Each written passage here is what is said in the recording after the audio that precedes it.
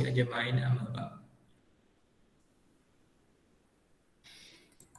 Baik, di hari yang penuh dengan hujan ini, kita pada pertemuan ini kita lanjutkan secara virtual saja.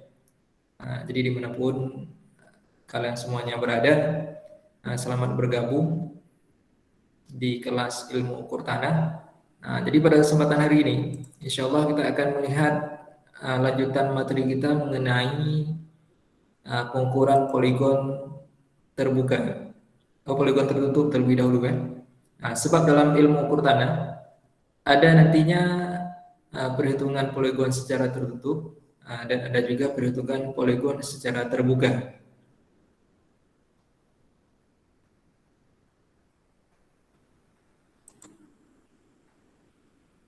Bagi yang sudah bergabung, ini harap diaktifkan kameranya masing-masing.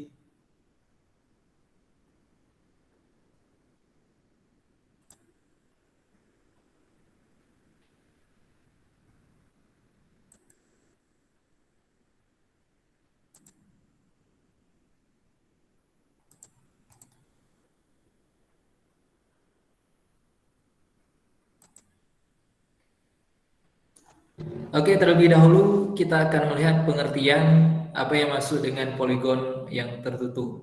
Jadi yang dimaksud dengan poligon ini yaitu segi banyak yang sering digunakan dalam pengadaan kerangka dasar. Jadi hitungannya sangat sederhana sekali. Jadi perhitungan-perhitungan yang ada dalam ilmu ukur tanah ini cuma tambah kali bagi kurang, paling nanti ada menggunakan trigonometri. Sementara hitung-hitungan yang lain ini bisa dibilang sangat-sangat sederhana sekali. Namun biarpun sederhana, yang namanya ketelitian sangat diperlukan di dalam perhitungan ilmu ukur tanah ini.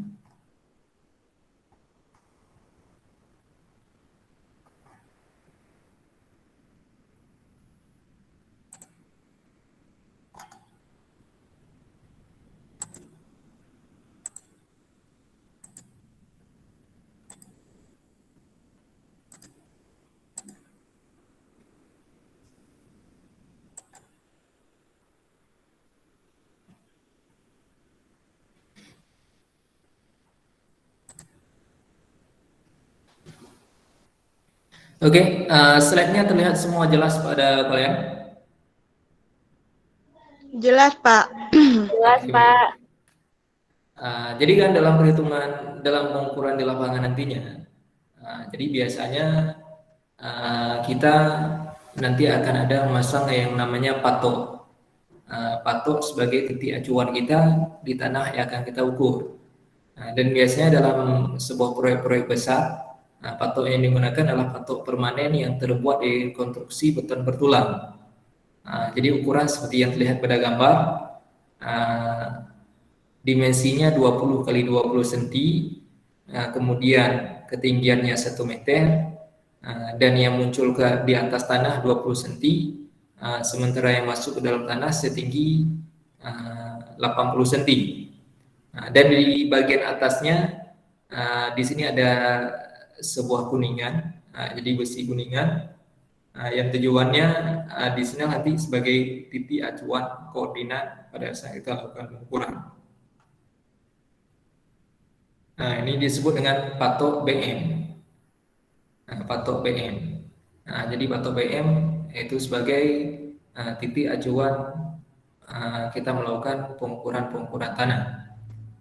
Dan biasanya patok-patok BM ini kalau dalam konstruksi jalan, itu baik jalan nasional maupun jalan daerah, itu biasanya di pertengahan jalan ataupun di bagian median jalannya terdapat sebuah patok.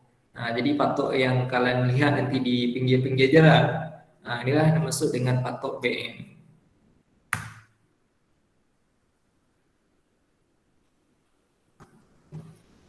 Dan kemudian lagi, apa yang maksud dengan pengukuran poligon? Jadi pengukuran poligon ini adalah pengukuran untuk menentukan titik koordinat planimetris. Jadi maksud dengan planimetris nilai absis dan ordinat. Apa yang maksud dengan absis dan ordinat? Berarti sumbu X dan sumbu Y-nya. Sumbu X dan sumbu Y. Nantinya dari pengukuran poligon ini pun kita juga bisa mendapatkan sumbu Z-nya, sumbu Z untuk melihat ketinggian dari daerah yang kita ukur. Sementara data yang diukur yaitu pengukuran sudut horizontal, kemudian pengukuran jarak datar, penentuan azimut. Koordinat yang digunakan dengan menggunakan sistem UTM, Universal Transverse Mercator. Jadi yang masuk dengan pengukuran sudut horizontal ini seperti yang sudah kita pelajari beberapa waktu yang lalu. Kemudian pengukuran jarak, itu seperti yang telah lalu juga.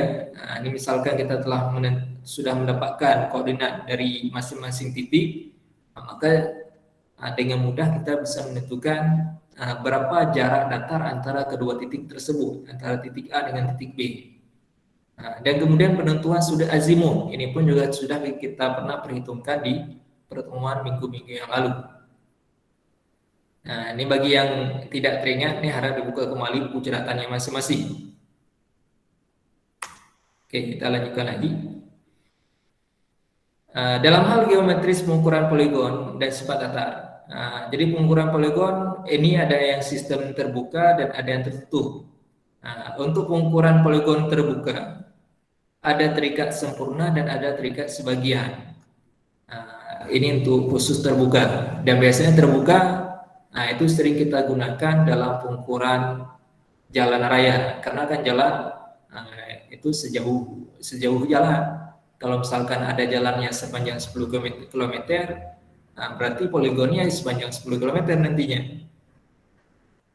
Dan ada satu lagi poligon tertutup. Poligon tertutup itu biasanya kalau kita mau mengukur sebuah luasan wilayah, sebuah luasan tanah, misalkan kita mau membangun sebuah gedung nantinya, ini biasa kita menggunakan poligon yang tertutup.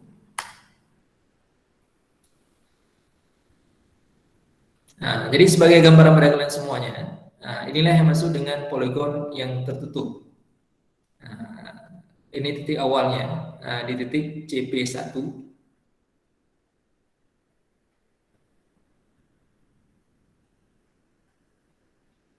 Kemudian di sini kita utarakan terlebih dahulu. Jadi mengenai tata cara pengukurannya, kita misalkan telah membuat patok di sini, kemudian di sini, di sini, di sini, sampai kemudian kemari. Jadi lebih kurang ada 14 titik semuanya. Ini hanya sebagai contoh saja. Jadi dengan pengukuran poligon yang seperti inilah, nanti kita bisa mengetahui berapa luasan daerah sini, berapa luasan daerah yang sini, dan kemudian lagi bagaimana situasi kontur dari bagian tanah yang ada baik di dalam poligon maupun di luar poligon. Sementara untuk poligon yang terbuka, poligon terbuka di sistemnya begini. Ini misalkan titik CP1, ini CP2. Jadi kita mau bergerak dari kemari sampai kemari. Jadi dia saling mengikat. Ini terikat sempurna. Kemudian ada lagi pengukuran poligon terbuka terikat sebagian.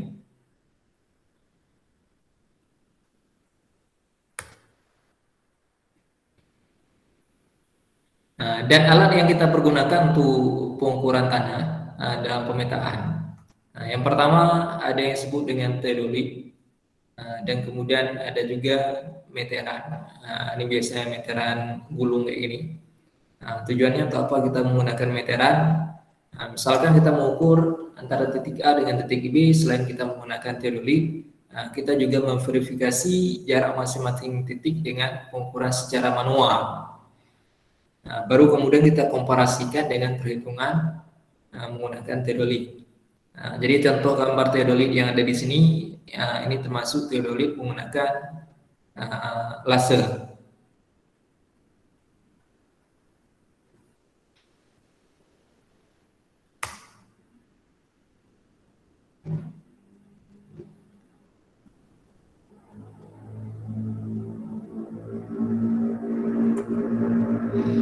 Dan kemudian lagi, yang dimaksud dengan pengukuran sifat datar itu apa?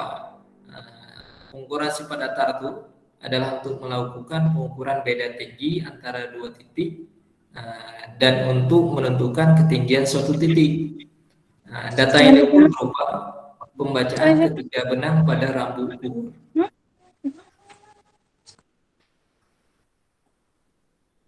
Jadi yang maksud dengan sifat datar itu kita mengukur beda ketinggian suatu daerah, suatu lokasi tanah. Itu dengan menggunakan sifat datar. Jadi peralatan yang digunakan untuk mengukur sifat datar ini disebut dengan water pass. Sementara pengukuran poligon tadi, alat yang kita gunakan itu menggunakan teodolit. Jadi apa bedanya teodolit dengan water pass? Kalau water pass, teropong ini tidak bisa digerakkan secara horizontal, secara vertikal, berarti tidak bisa diputar ke atas dan ke bawah. Tapi dia hanya bisa diputar ke arah menyamping. Sementara teodolit, selain dia bisa diputar ke arah samping kiri dan kanan, teropongnya juga bisa diputar, putar. Jadi pergerakan teodolit X, Y, dan Z. Sementara water pass, dia hanya bisa bergerak dalam sumbu X dan Y saja. Jadi hanya bisa diputar ke kiri dan ke kanan. Jadi fungsi water pass itu untuk mengukur beda ketinggian suatu tanah. Jadi pemanfaatan water pass biasanya kalau kita mau mengukur kedalaman, kalau misalkan pembuatan sungai, ini digunakan water pass. Dan demikian juga ketika mengukur jalan, ini pun juga menggunakan water pass. Pada saat kita melakukan crossing, dipotong penampak melintang jalan, nanti akan terlihat berapa bagian yang perlu ditimbun dan berapa bagian yang perlu digali. Itu bisa kita lihat dengan menggunakan water pass.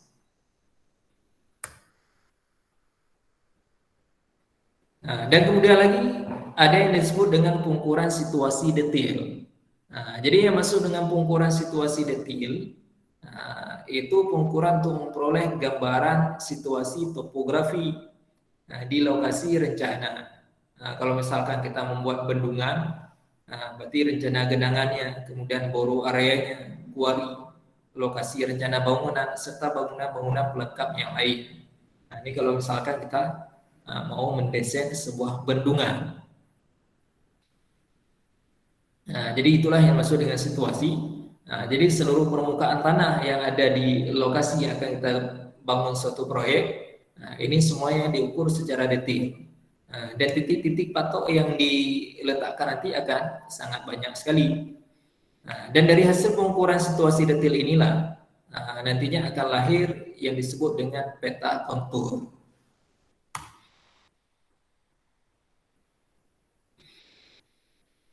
Jadi alat pengukuran situasi detail ini dengan menggunakan teodolit. Jadi seperti yang terlihat di sini. Jadi teodolit ini masih teodolit manual, ini zaman-zaman dulu. Belum digital ya, ini masih manual. Pak. Ya. Maaf Pak, slide-nya cuma satu yang nampak Pak. Oh gitu, yang lain nggak jalan? Iya. Iya Pak, betul sekali.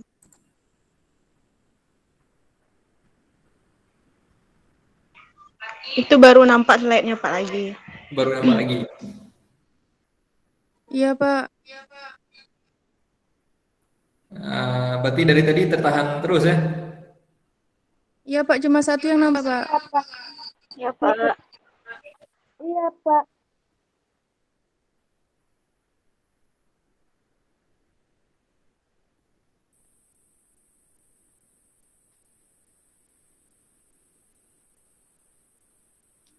Oke, baik, kita lanjutkan. Memang terkadang reportnya secara daring ya beginilah. Ini udah terlihat? Udah Pak. Udah Pak. Terlihat begini? Terlihat Pak. Sekarang terlihat lagi? Ada yang baru nggak? Tidak Pak. Enggak Pak. Ada Pak. Baru Pak. Baru. Udah Pak. Udah. Oke, berarti ini nggak bisa ada slideshow kan ya?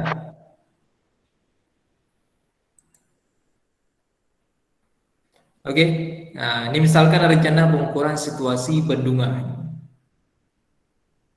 Nah, bendungan tahu apa bendungan? Tahu, Pak. Apa itu bendungan? Macam irigasi, Pak. Macam irigasi. Tapi bendungan dengan irigasi berbeda ya. Nah, sebab bendungan berarti tempat penampungan airnya, sementara irigasi tempat pengaliran airnya. Memang secara konstruksi keduanya saling berhubungan dan saling berkaitan. Setelah ditampung baru didistribusikan dengan menggunakan saluran irigasi.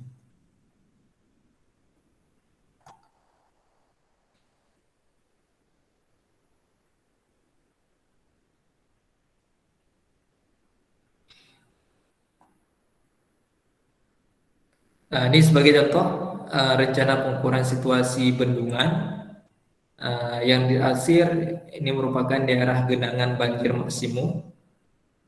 Batas pengukuran situasi elevasi tubuh bendungan 0,2 H dan elevasi muka air maksimum banjir lebih kurang 100 meter ke arah daratan.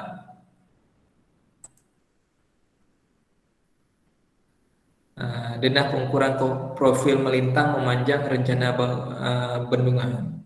Jadi yang mana yang masuk dengan profil melintang? Jadi begitu dipotong di sini, ini 1 kilometer, lihatlah gambar yang seperti ini.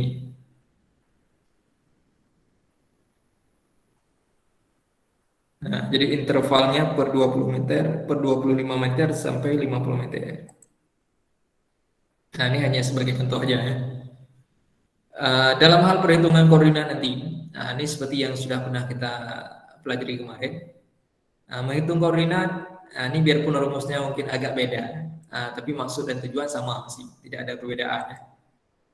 Menghitung XA dengan XY, dengan menghitung koordinat XB dengan YB.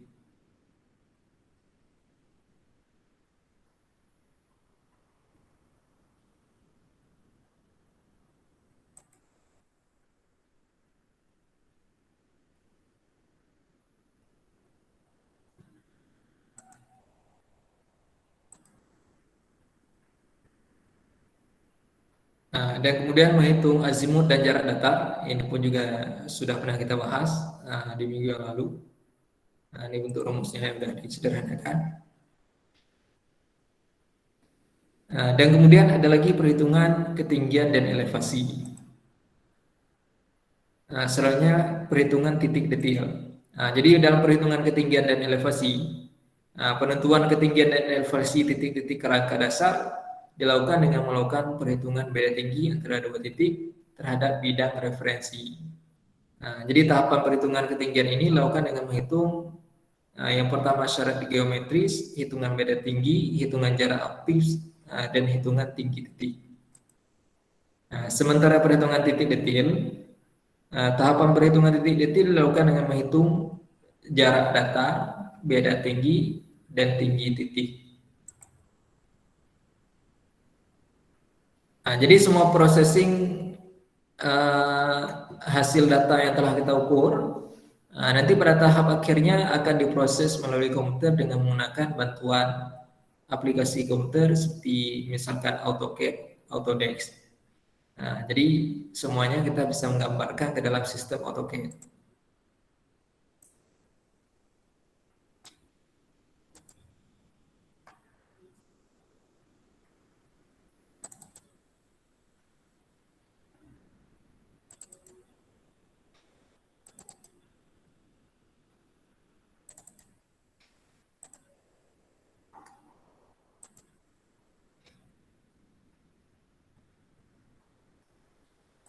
Sementara untuk ukuran peta situasi dalam perencanaan bendungan, ini sebagai contoh aja, ini dibuat untuk daerah genangan itu 1:5.000, sementara peta ikhtisarnya 1:10.000, ada juga 1:20.000, dan kemudian peta situasi daerah rencana bendungan itu 1:5, 1:500. Dan peta situasi boru area itu skalanya 1:500. Dan peta situasi Quarisa itu 1:500 sampai 1:1000.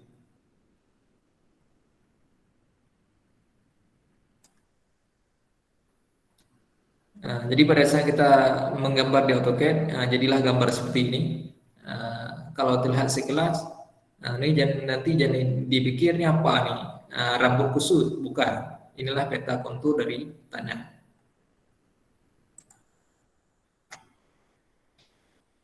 Dari pengukuran tadi, kita nanti bisa mendapatkan berapa ketinggian dari muka bendung. Kalau misalkan kalian pernah pergi ke waduk keliling yang ada di Indrapuri, lebih kurang terlihat persis seperti ini ya. Jadi pemotongannya seperti itu, potongan gambar dari bendungan. Namun yang perlu kita pelajari ke depannya insya Allah yaitu mengenai teknik pengukuran dengan menggunakan teodolit, terutama sekali perhitungan poligon yang tertutup, kemudian kita mencari sudut-sudutnya masing-masing, lalu kita memperhitungkan luasan poligon, dan juga kita menghitung situasi. Itu yang akan kita lakukan perhitungan ke depannya nanti.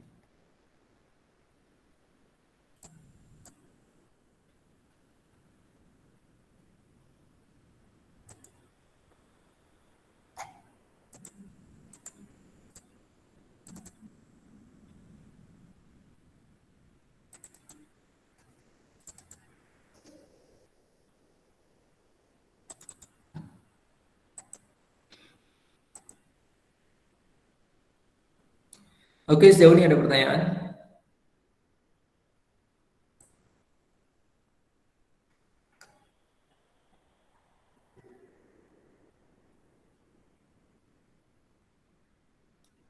Insya Allah kan akan lebih jelas nantinya jika kita mempraktekkan langsung menggunakan teodolit, dan kemudian kita coba mengerjakan perhitungan secara perhitungan poligon ya. Pembuatan poligon yang tertutup. Jadi untuk kelompok masing-masing sudah dibuat belum? Belum kayaknya, Pak. Ini harus dibuat segera karena udah mau masuk bulan 12 kan? Hari ini udah tanggal 30. Jadi di bulan 12 nanti kita akan mencoba untuk mempraktekkan secara langsung praktek di lapangan perhitungan poligon dengan menggunakan teodolit. Jadi setelah kita ukur di lapangan, baru kemudian kita melakukan pengolahan data. Dari hasil pengolahan data ini, kita tuangkan nanti ke dalam bentuk gambar. Jadi prosesnya berarti ada 3. Pertama pengukuran di lapangan, habis itu pengolahan data. Setelah pengolahan data, masuk pengolahan data di sini bukan diolah risalah jadi benar, tapi kita lakukan analisis data yang sudah didapatkan di lapangan. Setelah selesai proses analisis data, baru tahapan terakhir kita melakukan penggambaran terhadap pengukuran yang telah kita ukur, di mana letak bangunan dan lain-lain sebagainya.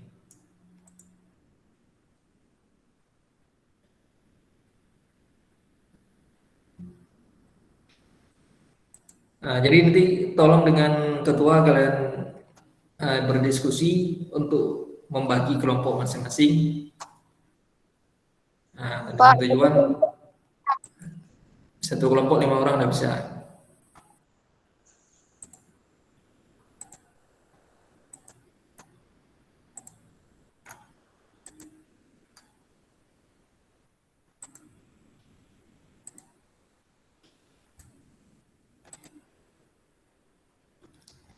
Jadi kan nantinya pada saat kita lakukan pertama, kita menghitung dulu dalam perhitungan sudut poligon. Jadi dari sudut poligon, ini form waktu kami dulu kuliah.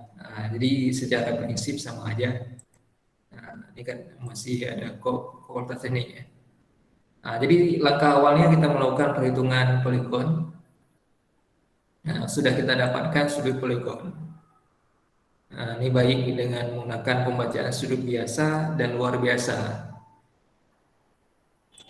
Dan kemudian ada penentuan koordinat patok. Jadi masing-masing patok, ini ada patok A, B, C, D, E, F.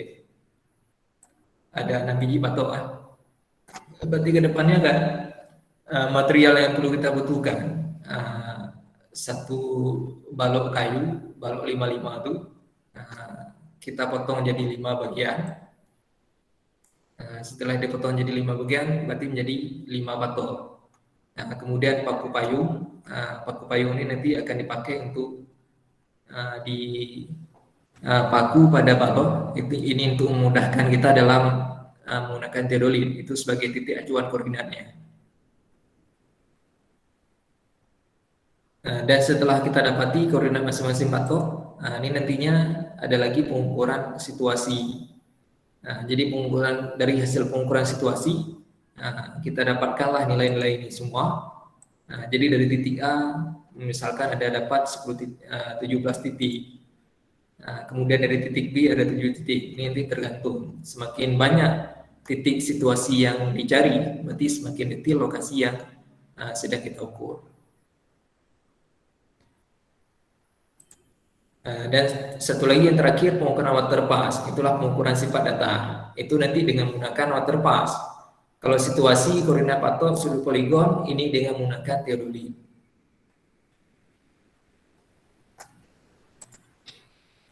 Jadi begitu ya.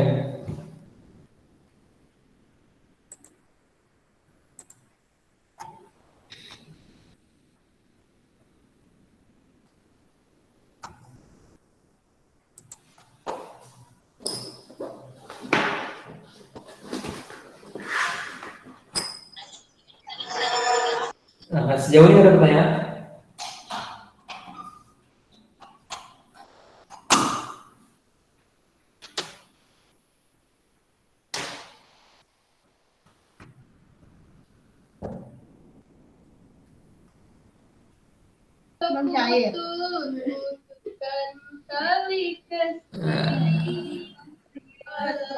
Ataupun ada yang terasa bingung? Ada yang terasa bingung kira-kira nih? Baru Itu join, yang Pak. Terus yang nih, lagi nyanyi-nyanyi telepon. harap disilentkan dulu.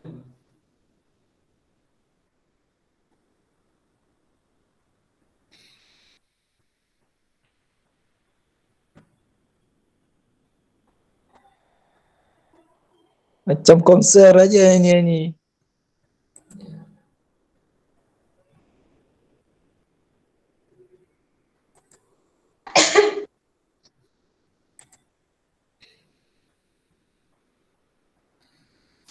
Oke, ini saya absen sekali ya.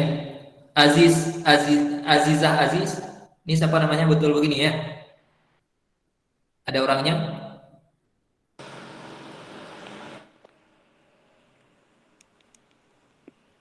Eli Susanti. Ada orangnya? Nggak ada kayaknya, Pak. Nggak ada. Ada Pak, ada Pak. Nah, di mana? Oh, lah nggak ada. Ada Pak. Ini Pak Inggris bilang Nah, nggak ada. diaktifkan kameranya ya. Nah, tolong dihidupin kameranya.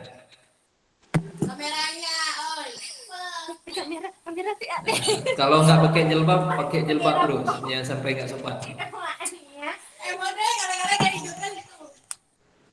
Faiz Al Abrar. Apa dibilang, Pak? Hadir, Pak.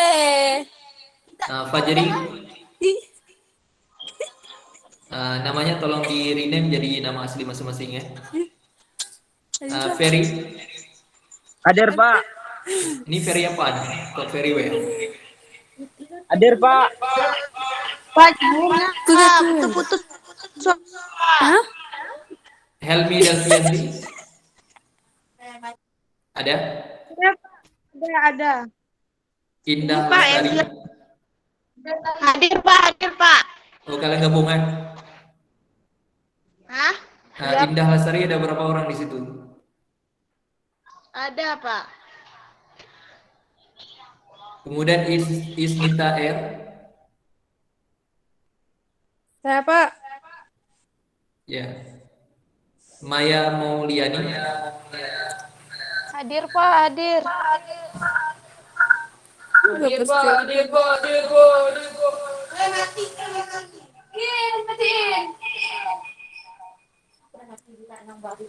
Maya hadir Pak. Apa ya dia nggak ada ini. Nirwana. Nirwana mana? Hadir Pak, hadir Pak, hadir. Rahmawati. Hadir Pak. Resi Karija. Hadir Pak. Hadir. Rina Safrina. Hadir Pak. Rizal Fadila. Hadir Pak. Hadir Pak. Rusni Sukriya. Rusni Sukriya. Nggak ada. Rusni ngelek Pak. Sri Wahyuni. Jaringannya Pak.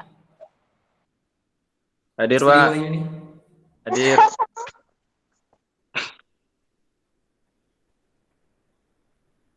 Sehari udah ganti Wulandari. namanya.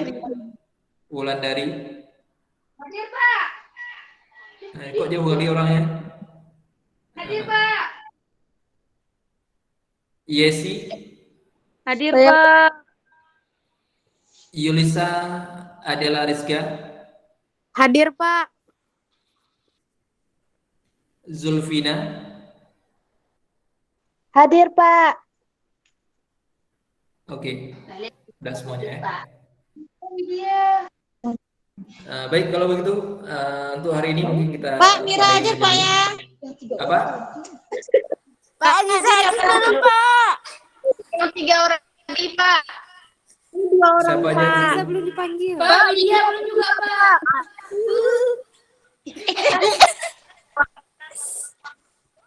Bukan nambah deh. Oh enggak ya. Pak, epidemi sama Bapak. Fajri lagi, Pak. Ini saya nggak punya absen manualnya nih. Susah nggak panggilannya semua. Ini saya Pak, panggil saya berdasarkan yang ada di Pak Saril, Pak ya. Google Meet saja. Yang nggak nampak sini tinggal hadir saya. Pak, nama saya di absen Muhammad Saril, Pak. Ini saya masuk sama HP kakak. Kakak lah. Tadi adik, sekarang kakak. Adik, apa kakak? Tadi adik bilangnya, sekarang udah kakak. Adik, Tadi Pak. adik, sekarang udah kakak. Kakak jelas ya Pak. Besok jadi istri. Amin, Pak Amin. Oke lah kalau gitu untuk hari ini kita cukupkan dulu. Semoga perjumpaan kita yang singkat ini bisa membawa manfaat dan menambah wawasan bagi kita semua mengenai ilmu pertanahan. Dan insya Allah kedepannya kita akan mencoba mempraktekkan ilmu tanah dengan menggunakan peralatan yang sudah dimaklumi, misalkan teori. Dan insya Allah untuk salah satu mudah-mudahan tidak ada halangan apapun, kita akan berjumpa kembali di kelas biasa. Baik, Pak. Oke, baik kita pada subhanakallahumma bihamdika asyhadu an la ilaha illa anta astaghfiruka wa atubu ilaik. Assalamualaikum warahmatullahi wabarakatuh.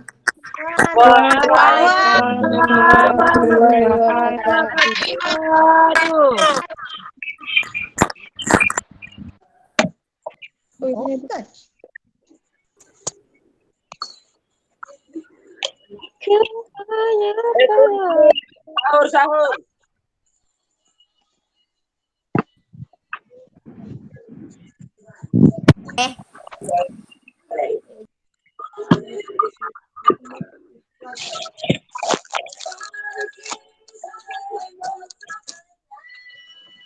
Kena nanti tong digarekenakan di press.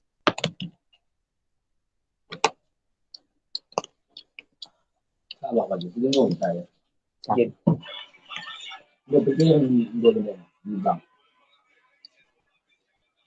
Kita buka. Tunggu aman.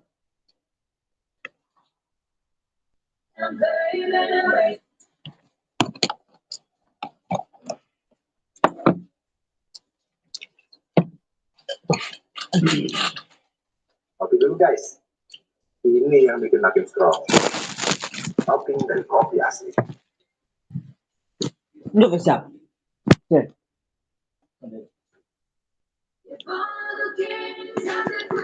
Belum.